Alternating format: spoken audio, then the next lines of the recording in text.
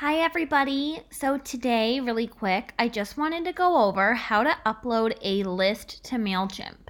It's really easy. It doesn't take that long at all, so let's hop right in. Once you're signed in to the MailChimp dashboard like we are here, go to lists.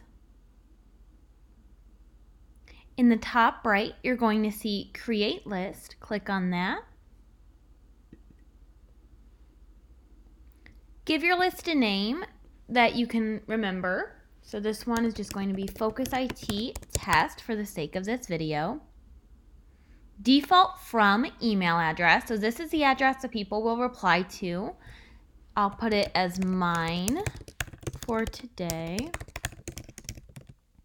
Default from name. So this is who your emails will come from. Use something they'll instantly recognize, like your company name or your full name with your title after it, whatever that might be from you.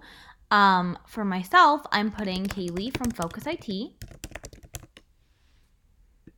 You do not have to click anything here that should generate randomly unless you'd like to customize.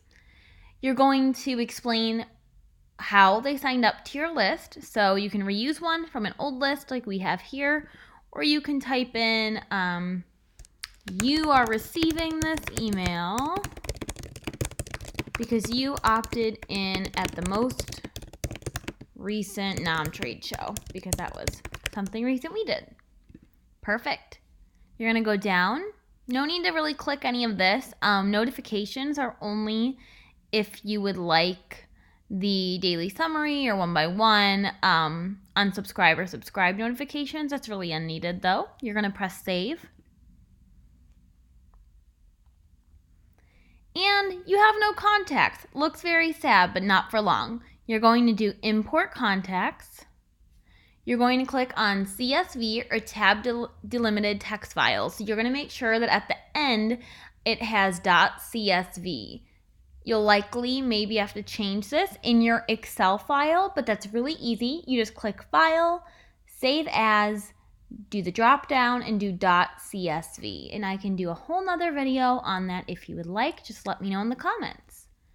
All right, you're going to press Next. You're going to upload a file. For me, we have my desktop, and we are going to do Focus IT email list. Going to choose that. Next. I didn't use a current email list we have just because I did not want to give away any sensitive information, so I did one with only myself on it.